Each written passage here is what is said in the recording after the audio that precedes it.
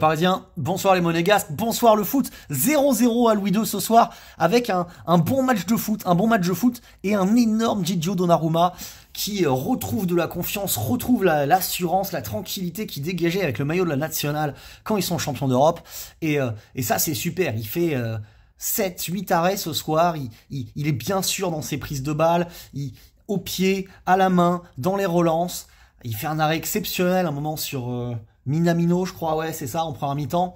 Bravo Gigio, c'est grâce à toi qu'on ramène le point ce soir, et aussi un peu grâce à l'arbitre, parce que il faut pas se mentir les gars, il y a penalty, il y a une faute d'Ugarte évidente sur Balogun, et c'est pas cool que Balogun, qui tente de rester debout, à la fin se fasse niquer, alors que s'il était tombé, tu vois, on aurait sifflé penalty. Donc moi, ça me fait chier, ça, que toi, les Ravanelli font semblant de tomber, ils obtiennent des penalties, et puis le mec qui essaye de rester debout, alors qu'il y a faute, lui, on revient pas dessus, la VAR.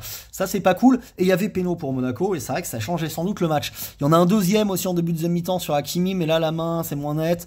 Il y en avait un aussi qui aurait pu être sifflé pour le PSG sur Mbappé, qui est encore moins net, mais celui sur d'Ugarte, il y était.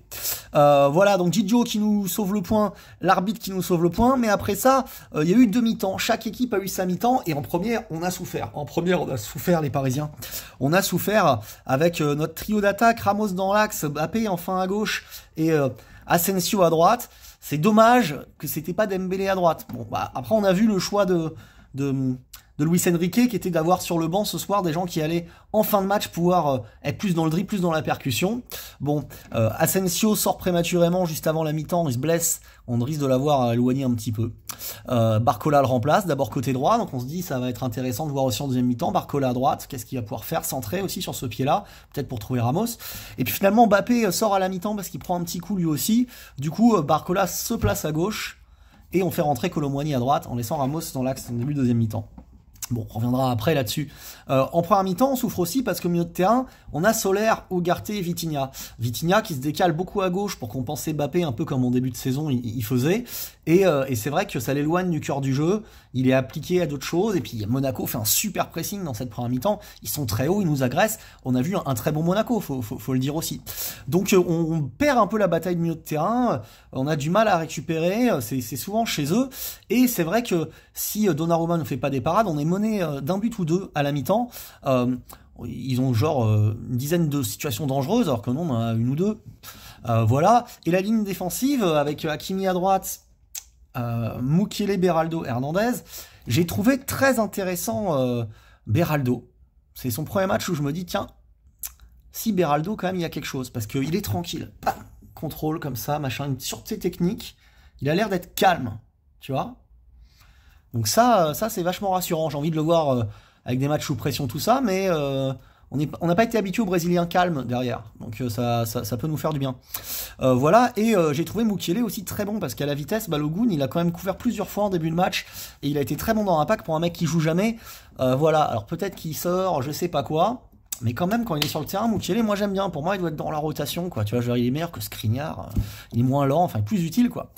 Bref, Hernandez côté gauche, bon, on monte pas beaucoup.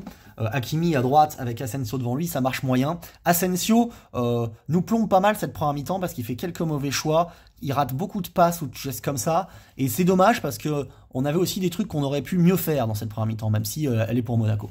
En deuxième mi-temps, avec les changements que je vous ai dit tout à l'heure, ça commence comme ça.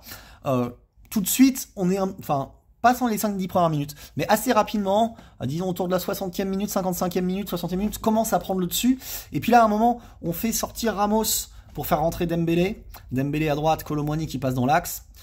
Et tout de suite, c'est clair que Dembouz, qu'est-ce que c'est un plaisir de le regarder jouer quand il est détendu comme ça. Il y a des trucs qui passent pas, mais tout de suite ça te change la vie. Il te change la vie, Ousmane. C'est toi qui vas la récupérer, la chanson, hein. Ousmane, on t'aime. Il va falloir que je change le texte, mais elle est pour toi bientôt. Et c'est vrai qu'il y a des montées délicieux. Et les Monégasques s'en sortent bien avec des beaux arrêts, des belles choses. Nous, on s'encastre un peu, mais clairement, c'est nous qui avons la domination. Alors, Barcola, à un moment, écrase un peu sa frappe. Kolo Muani sent mal un appel de Dembélé. Au final, ça se termine sur un 0-0 mérité. Mérité, pour moi, ce soir, entre deux bonnes équipes de Ligue 1. Ah ouais, Monaco, tu fais chier de jamais jouer comme ça, vraiment, d'être régulier, d'être bon en Coupe d'Europe. Putain, c'est toi, le deuxième club français. Quand tu nous vois que tout le monde, ce soir, tu joues bien. Parce qu'il y a des fois, on est en difficulté parce qu'on est mauvais. Tu vois, contre Real Sociedad, par exemple, en mi-temps, on est en difficulté parce qu'on est mauvais. Ils sont peut-être pas mal à ces années. Alors que là, Monaco, ça joue bien techniquement. Il y avait des belles choses, quoi. D'ailleurs, il y a un très beau, un moment, Singo, je crois, le latéral ivoirien, qui fait un sombrero sur Barcola sur 1 mètre. Exceptionnel, faut le revoir. Voilà. Donc les Parisiens, bon, finalement, qu'est-ce qu'on retient de ce match? Ugarte qui remonte en puissance. Gigio qui retrouve la forme, la classe, la sérénité. Le retour de Nuno Mendes qui, en rentrant dans la dernière demi-heure, a encore apporté avec sa vitesse, avec sa percussion, 2-3 percées fulgurantes. On sent qu'il va nous faire un bien magnifique, Nuno, quand il aura retrouvé toute la plénitude de ses moyens. Vitinha aussi satisfaisant. Une fois qu'en deuxième mi-temps, il est beaucoup plus axial, beaucoup plus meneur, beaucoup plus intéressant. Voilà. Barcola, Dembélé, comme j'ai dit. Après, voilà, dans les flops, bon, Kolo Muani, dans son entrée, pas folle. Ramos, moi j'ai trouvé qu'il a fait des bonnes remises, il a essayé d'aller chercher, mais la première mi-temps on joue pas bien, Asensio était pas dedans, on n'arrive pas à se trouver, il n'a pas été heureux là-dessus. Et Soler, comme d'habitude, un peu transparent, en première mi-temps il a une belle action, qui sent mal le coup sur son centre, il attend, il tergiverse, alors qu'Asensio est seul au point de pénalty. Mais en réalité il se resserre trop, et il se fait contrer, on obtient un corner qui donnera rien. Soler c'est toujours trop léger, même si j'ai trouvé moins transparent que certaines fois quand il joue au milieu. Voilà, et Hakimi, bon, les coups francs, c'est vrai que ça va que t'en mets de temps en temps avec le Maroc. Là, cette année, t'en as mis un contre Marseille qui était magnifique. C'est vrai qu'on était content que tu le mettes, celui-là. En plus, avec la sortie de Mbappé, c'était essentiel. Mais là, les 2-3 derniers coups francs que t'as tirés, mec, ils étaient très mal tirés. Très très mal tirés, genre 2 mètres au-dessus, 3 mètres au-dessus. Donc moi, je veux bien que tu te prennes pour un tireur de coups francs. On va falloir bosser beaucoup plus que ça, Achraf. Achraf. Bon, voilà, les Parisiens, l'important, c'était de continuer sur une série dynamique. On n'a toujours pas pris de but à l'extérieur cette saison en championnat. On est toujours invaincu.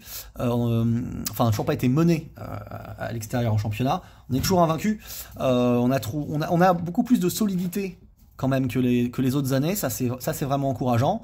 Et on va pouvoir se projeter sur ce match à la Sociedad où si on est bien dans la tête, si on est concentré, on devrait passer. Allez, ciao les Parisiens. Petit pouce pour ceux qui veulent soutenir la chaîne, ce serait sympa. Allez, ciao.